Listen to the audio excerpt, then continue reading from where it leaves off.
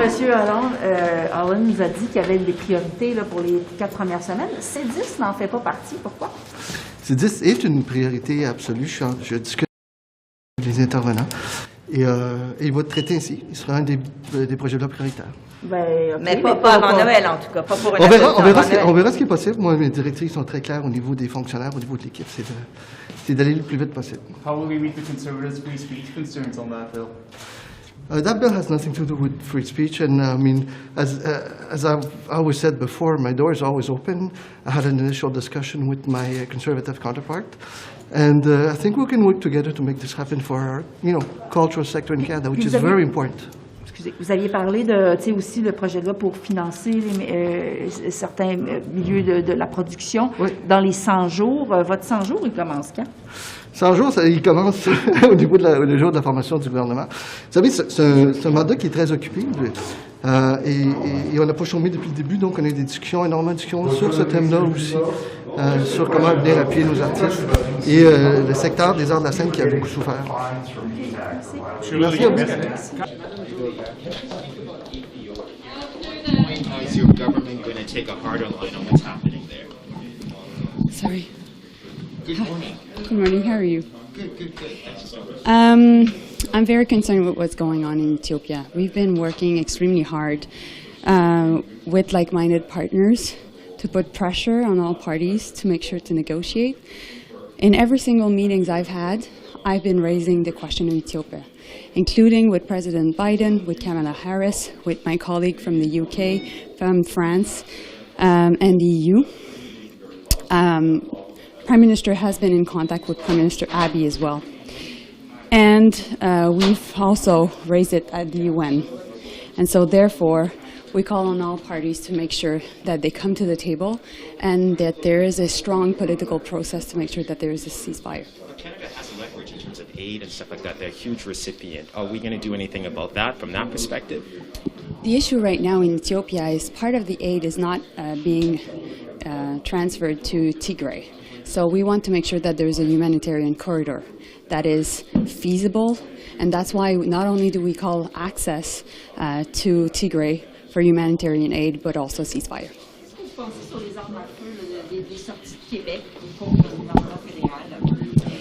Mais je pense que, premièrement, la famille de Thomas Trudel est en deuil, ses amis, ses proches, et donc, bien entendu, mes pensées vont envers eux. Je pense également qu'en effet, on doit en faire davantage en matière de contrôle des armes à feu, et c'est exactement pourquoi on a pris des engagements extrêmement forts dans la dernière élection, et c'est pourquoi, justement, qu'on va en faire une priorité dans le cadre de notre mandat. Maintenant, ce que je vous dirais aussi, c'est que c'est une responsabilité partagée. Parce que c'est évident qu'il doit y avoir davantage de ressources aux forces policières. Ça doit être une priorité pour la Ville de Montréal également.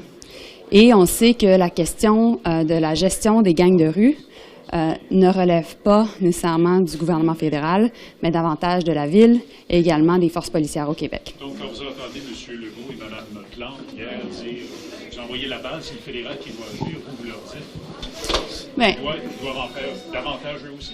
Les Québécois s'attendent à ce que, justement, on gère le problème plutôt qu'on se lance la balle. Et donc, dans les circonstances, nous, on va prendre nos responsabilités, on va s'occuper du contrôle des armes à feu. Certainement, on a soulevé la question avec les Américains la semaine passée, mais tous les paliers de gouvernement doivent faire leur part. On va en prendre une dernière. C'est quoi la part que le Québec doit faire, justement? Bien, on a envoyé plus d'argent au gouvernement du Québec à l'époque, au niveau des forces policières pour gérer les gangs de rue. On a également fait en sorte d'être là pour s'assurer justement qu'on puisse être là pour la formation des forces policières. Donc, ces argents-là sont déjà rendus au gouvernement du Québec. C'est à eux également de faire en sorte de faire leur travail. Nous, on va vouloir travailler en collaboration. Mais comme je vous ai dit, les Québécois s'attendent à ce qu'on s'entende. Le Québec en fait pas assez? Je pense qu'on doit tous en faire plus parce que on ne peut pas accepter d'autres tragédies comme celle de Thomas Trudel.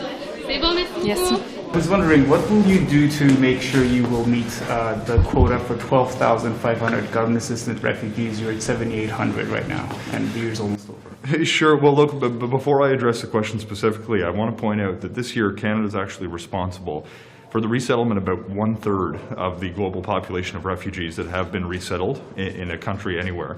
The reality is we're dealing with a pretty challenging situation this year. The reason that we're a little bit short of the goal that was set previously has very little to do with internal processing at IRCC, driven primarily by two causes. One, I think you can appreciate that when you're trying to get people into Canada at a time when the border is closed for public health reasons, there's certain challenges that are unique to a pandemic situation.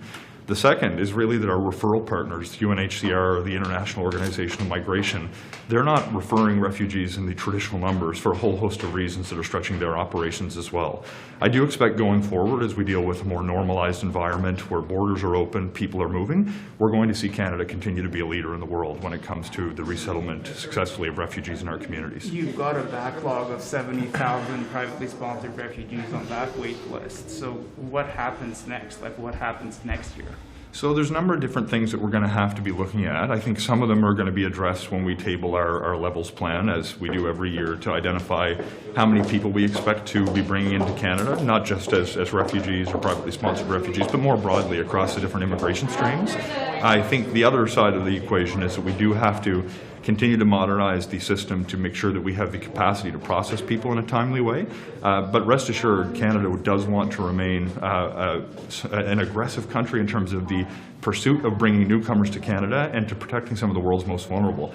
My perspective is that welcoming newcomers is a good thing for our communities, and I feel very fortunate amongst immigration ministers in developed economies globally to be one of the few who has the problem that Canadians want more people than we can actually identify and bring in. That's a pretty unique and very positive problem to have when you're sitting in my shoes. And you've got almost no Canadian diplomatic presence in Pakistan and Iran, and that's where a lot of the Afghan refugees first go. How do you counter the negative effect of that to bring more of them in? So, look, there's a couple of things going on, and I think you can appreciate the circumstances in Afghanistan pose extraordinary challenges.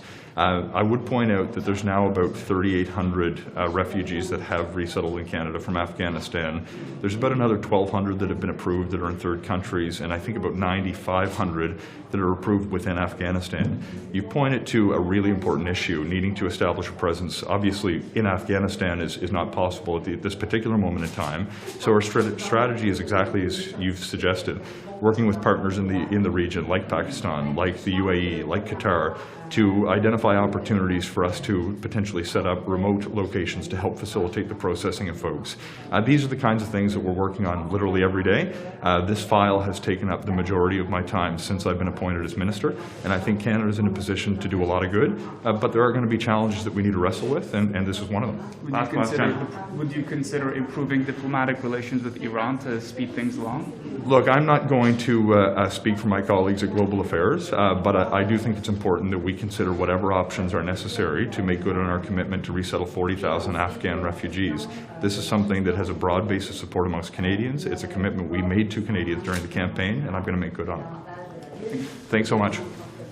Il reste le Nouveau-Brunswick et l'Ontario à signer l'entente sur les services. Est-ce que vous êtes rendu proche? Est-ce que vous avez une offre de l'Ontario?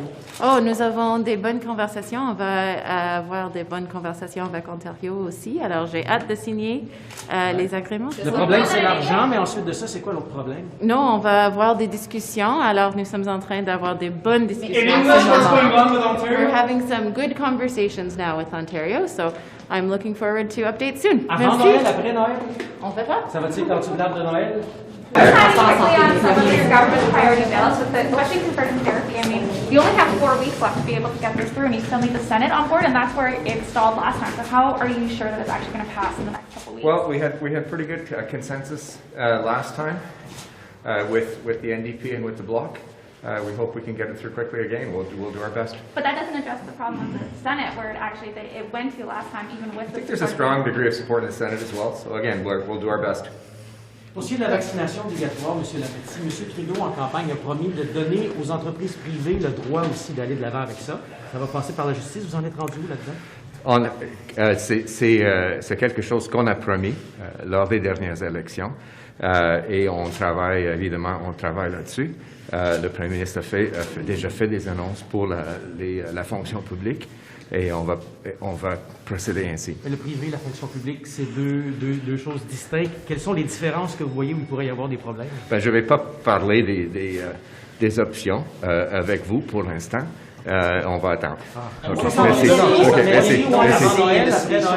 What's on your wish list? What did you tell the Prime Minister or the PMO that you wanted to see in the speech from the Look, I'm the Minister of Justice. I want a progressive agenda. You've seen some of the things we promised during the campaign, like reintroducing the conversion therapy bill, like reintroducing the bill on minimum mandatory penalties, and pushing forward on questions of reconciliation and Indigenous justice. Thank you. You want to see? Are you going to get it? I hope so. It seems like you're trying to get some real specificity around medical exemptions. Yeah, it's clear that before just asking for medical exemption, what we need to go is one step further to make it clear what constitutes a valid medical exemption, and it makes sense to take that from the jurisdiction which we're in, which is from the Chief Medical Officer of Health. So that will allow a doctor to attest that the medical exemption that's been given actually is from the list of what should be given as a medical exemption. When would the debate take place and the vote, and is that a regular vote? Explain the process, please. With respect to the hybrid provisions? For the whole motion. The whole motion, yeah. I'm sorry, including the medical, hybrid, yeah. So that the debate will start on Wednesday, which is tomorrow, and the vote will depend on how long that debate takes place. So there's going to be an opportunity for Parliament to debate that. So at this time, we don't know when that vote will occur because it will depend on when the debate collapses. But obviously, you want this to happen soon because you want the hybrid to kick in soon, right? The current situation, in my view, is not tenable, that we need to move towards this hybrid model. We need to do that expeditiously. I want all parties to be able to make their arguments and have an appropriate time to debate the matter. But I don't think that it is so complex that it needs days and days of debate. So I'm hoping that we can deal with this expeditiously. Why do you think we need to go back to a hybrid model? Why is it not safe right now? Well, I think there are two things. Let's start from the fact that members who are symptomatic, who are diagnosed with COVID, suddenly would be in a position where they cannot participate in the proceedings, which is a concern. Secondly, I think it creates pressure for members to show up, even if they're feeling a little under the weather, to show up. And it's not a time. Like, our hospitals are in a situation where they're full. We don't need additional sick people or risking others to illness. So if folks are sick, they need to stay home, and we need to encourage that. Moreover, we've dealt with this enough as a House. I don't want to waste more House time. We do not know where this pandemic is going. We are still in a global pandemic. I do not want to be relitigating this in February or in March. Speaking of pressure, speaking of pressure. The opposition says it relieves pressure from government and cabinet ministers from showing up and being accountable. How do you answer that? Well, look, I think we are absolutely committed to making sure that that there is a full presence in the House that is proportionate to the circumstances that we're in. But the idea that some of this can't be done at distance, I don't accept. And I don't accept it because it's not in the best interest of public health. And at the end of the day, we all have to put public health and the safety of one another first. Yesterday, all Conservative MPs, except for 4 of them, showed up and were told that none of them were absent because of COVID. And yet they were all in the caucus meeting last week where Mr. Leroux, who's been tested positive, was present. Do you have any concern about the fact that none of them, given that there's so much medical exemption, that those people showed up? Is that a concern for you? I'm very concerned. I don't know how many Conservatives are unvaccinated currently. I don't know how many of them were exposed to this Conservative member who has been diagnosed as having COVID-19. And so that lack of information obviously creates an enormous amount of distress, I think, for everyone who works here. So I would call on the Conservatives to tell us how many people exactly are we dealing with who are unvaccinated. What did those people do? Because public health measures are very clear. If you are unvaccinated and you come in contact with somebody who is diagnosed with COVID-19, you're supposed to stay home. We don't know whether or not that public health advice was followed on the Conservative side. So their silence does create concern. To be honest, it didn't look like many people were too concerned yesterday. It was an awful lot of mingling for the hours that vote took yesterday on both sides and on all sides. Well, and that's one of the things that I'm concerned about. One of the things that I'm concerned about is if we're all tired of this pandemic. We all want it to be over. And I think that when we come back into circumstances where we're forced to be all present, all together, that we're going to fall into old habits. And it's one of the reasons why I think it's so important to have these hybrid provisions, to remind everybody, as Dr. Tam does every single day, we are still in a pandemic. We still have to adhere as best we possibly can to the best to public health advice and not fall into the trap of going back into old patterns of behavior. It's very hard to monitor that and regulate it when we're all here 100% in person commingling all the time. So I'll take one more. You Sorry. said that you to show up sort of in a matter of proportionate number, proportionate. What is proportionate to you? Well, proportionate to me means that you actually can have some physical distancing taking place, that the chamber isn't shoulder to shoulder, that you're looking at something that's reflective of the public health times that we're in. And that's going to have to evolve. I mean, obviously, we are in a situation where every week brings a different circumstance in terms of what the numbers are and where we're going. So we're going to have to evolve with that and continue to monitor the situation. Thank you so much. Conservatives, do you think that they did not follow the public health measures by showing up, even if they've been in contact? I mean, the problem is I have no idea, and that's what gives me real concern, is they just won't give us information. I don't understand why they can't tell us how many folks are unvaccinated, how many of those unvaccinated people were in contact with somebody who had COVID-19, and how many of those people who were in contact with somebody with COVID-19 were or were not in the house yesterday. And the fact that they won't give us that information is deeply concerning. But you saw them. They were all in the house, except for Mr. Well, who was sick, and then the three, and one of them we knew why he was in BC. So, and they were all in contact. That caucus is that one room, and SJ and Sir John A. MacDonald, one only room, and all of them were there on Wednesday and Thursday. So I don't understand which part don't you know? So the part that I don't know how many are unvaccinated, right? I don't know that. The second part that I don't know is they say that the people that were away, it had nothing to do with COVID. I hope that's not the case, because the advice from public health, if you're unvaccinated and you're in contact with somebody who has COVID-19, you are not supposed to be entering workplaces or public spaces.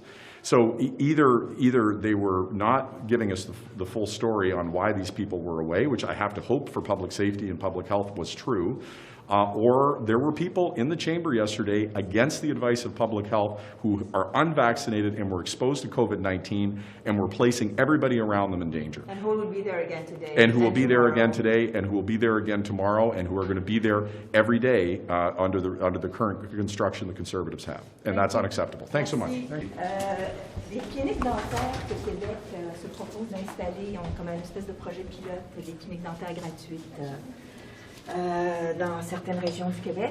Je me demande, et je vous le demande, est-ce que Ottawa serait prêt à participer financièrement à l'exercice? Bien, je vais vous dire que j'ai bien hâte d'entendre les détails de ce projet. Ça a été annoncé la semaine dernière. Le chef du NPD dit avoir envoyé une lettre à M. Trudeau pour lui demander de financer la chose. Vous êtes au courant? Alors, c'est clair qu'on va faire le suivi. On a beaucoup de discussions intéressantes et importantes à avoir avec le Québec. Sur le principe là, que Ottawa paye directement des cliniques dentaires au Québec, est-ce que vous trouvez que c'est un principe intéressant ou pas intéressant? Bon, c'est certainement important pour les gens. Ça, c'est la première chose. La deuxième chose, c'est qu'évidemment, ce n'est pas quelque chose qu'on a fait, je crois, là, régulièrement au cours des dernières années. Donc, on va voir de quelle manière on peut être utile pour les prochaines années. Okay. Merci. Merci à vous. I just have a few questions for you about the situation in British Columbia. Yes. There were some issues that we were hearing about at the border yesterday of some people receiving fines for crossing without their PCR test, even though that exemption is in place. So has that been rectified? Yeah, actually, yes, it has. I've been in communication with the president of the Canada Border Service Agency. They did issue direction. There is an existing exemption that allows Canadians to cross over the border, fully vaccinated, and return without a PCR test if they're going to obtain essential goods such as fuel and food. That direction was given to the border service agencies, but clearly some clarification was required. That's now been given. And given what's happening in British Columbia, there's more storms coming. Do you think that this country is prepared for these kinds of emergencies physically? Well, I think that it's really important, first of all, to communicate with people who are going to be impacted by these weather events so that they can take timely action. But I think clearly the recent events in British Columbia and the flooding that has taken place show that there's still a great deal of work to do to improve building a more resilient environment for Canadians. Dikes, the critical infrastructure that's in place was very significantly impacted by this. Clearly, in rebuilding much of that, we're going to have to take into account these new weather events. Well, the people who paid fines, are they going to have those tickets canceled? Are they going to have something changed there? Are you going to refund them? Well, the fines were actually issued by the Public Health Agency of Canada. And they are reviewing the circumstances of the individuals that received those tickets, and that'll be a determination made by What them. dollar amount did you discuss? Do you have a ballpark estimate of the cost of rebuilding after the BC flood? Actually, there's a great deal of work going on right now, and we're working very closely with the province of British Columbia and with people who've been impacted. But those estimates, I don't want to offer a dollar amount, except it's quite clear that there's going to have to be a considerable investment in rebuilding. And what about the rain that's coming in the next couple of days? I mean, apparently BC doesn't want more soldiers, but what more help is the federal government offering in the next couple of days? Well, the help is there. We have over 500 Canadian Armed Forces members who are on the ground in British Columbia providing very important and essential supports and services to the people of British Columbia. There has been a weather advisory, as you're probably aware, issued for northern regions in BC, and we're tracking also the weather over the next several days. And making sure that people are well informed to make sure that they're in a place of safety, and the work is continuing. We have made it very clear to British Columbia that the resources that we've been able to provide through the Canadian Armed Forces and in other means, we're prepared to scale up as required, but we're working really closely with them, and I think CAF's doing a great job right now. Does Canada need a sort of permanent military unit just to handle these kinds of emergencies, given how often they've been called on? I think we've been very fortunate that the Canadian Armed Forces has been able to bring resources when and where we've needed them, and we're very grateful for the work that they've done on behalf of all of us and throughout the country. But I think it's important that we continue to work closely with the provincial partners on these types of emergencies to make sure that the resources are in place to respond quickly and appropriately as necessary. General Blair has talked about the military resources being strained continuing responding to all these severe weather events. So, do you think that this should be something that was worked on with the military, whether or not you establish a dedicated unit to handle severe weather? Well, as I've said, the Canadian Armed Forces have been extraordinary, not just in the latest weather-related events, but throughout the entire pandemic. They've provided extraordinary services in long-term care facilities, in helping in provinces and territories right across the country. But we know it's been impactful on their resources and on their primary mission as the military for the nation. But they have responded very, very ably. We're working closely with General Blair, and I think he makes a very important point of making sure that they have the resources to do the important job that they're tasked with, but also to provide assistance when required. What do you want to see the drone speech about emergency? What's that? When do you think you might have this? You said it's an estimate on the damage cost. Well, there's still right now we are in the process of recovery, and the rebuild will start. That work is ongoing, but we're working really closely with the province. I don't want to sort of assign an arbitrary figure to it, but we know that there's a substantial investment in rebuilding critical infrastructure as a result of the floods. What do you want to see in the throne speech about emergency preparedness? Well, we often talk about building back a cleaner and greener country. I think we're also going to have to consider building back a more resilient country and a more resilient economy. And I'm looking forward to. What does that mean? Well, it means making sure that we make the right investments to deal with the impact of climate change, as well as addressing the causes of climate change. Yeah, has the PSA in your office any guidance on how this misinterpretation of the border rules passes to people on the ground? Well, I think, the British Columbia government reached out to me at the beginning of the weekend and said that they were facing very significant supply shortages, particularly with respect to fuel and some food supplies in the lower mainland BC and in Vancouver. And they asked if it would be possible for us to use the existing exemptions to allow Canadians to cross the border. Many of them live very close proximity to the border in order to obtain fuel, for example. I reached out to CBSA, and they said that they would be able to apply the existing exemptions to allow for people to go over to obtain essential goods. But we also issued a caution that doesn't include, for example, going to visit family and friends and engage in recreational activities and then gas up on the way back. It was for the sole purpose of going over to obtain essential food supplies, particularly fuel. And so that's been accommodated and announced to British Columbians. I think it was the right thing to do.